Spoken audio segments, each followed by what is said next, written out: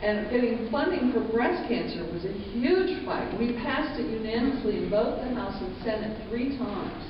And if you remember, the House and Senate both passed something, how did it disappear? It always disappeared in the conference. So finally, a group of us went to the conference committee, and of course they were really quite upset. They tried to figure out how to throw us out. And of course, no sergeant at arms wants to come in and throw other members out of a conference committee.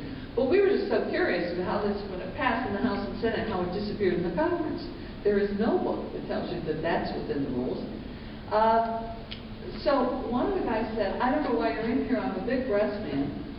We were like, oh my goodness, you know. But nevertheless, we finally did get funding for breast cancer, and we would always put something in there for male research too. But they just, you know, it was a fascinating time.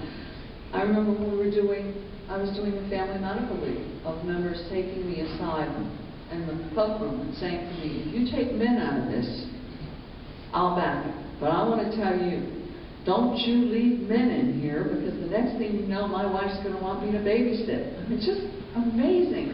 People took this so personally, you know, and you really saw the male-female thing. I think eventually we're going to have some very interesting, I hope Robert's around to do one that just starts talking about when women came in and what changed, because I think it's been a fascinating body to watch. As African Americans came in, what happens is we had the first Native American come in from Denver, and of course he got into a hassle immediately with the speaker about having to wear a necktie, because as a Native American he wanted to wear a bolo. We finally got that cleared up. But you know, those kind of things that all represent the diversity of America and what happens and how this body learns to deal with it. My favorite that I just have to talk about, because I think it says a lot about Congress and what goes on, was the suffrage statute. Now, you all know when you go through that body that there are statues everywhere, right? Every state gets 2 statues, and oh, it's a big thing. The legislature debates who it should be, and so forth and so on, and the statuary hall. Okay, so there was in 1893, when the Columbian Exposition representing Columbus's discovery of America was on in Chicago, they hired this woman sculptress to do the leading suffragettes, Lucretia Mott, Susan B. Anthony, and Elizabeth Cady Stanton. And it was a big hit. And so after women got the vote in 1920, people thought, you know, this would be a nice idea. Half of America just got empowered. We really ought to have a statue to them. Well, nobody wanted to pay for it. So they raised their own money. One of the few statutes, and maybe the only, but at least one of the very few where it was paid for privately.